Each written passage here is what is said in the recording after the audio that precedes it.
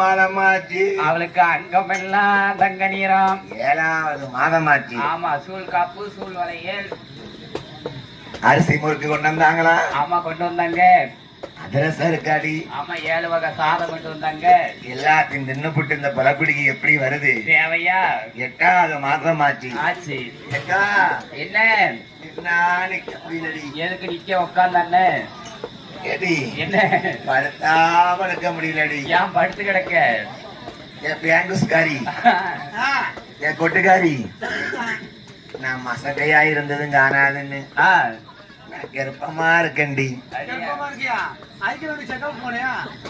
போனண்டி.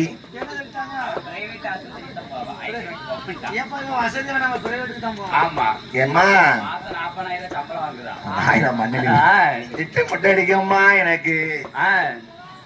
9வது மாதமாச்சு பாருங்க. சரி.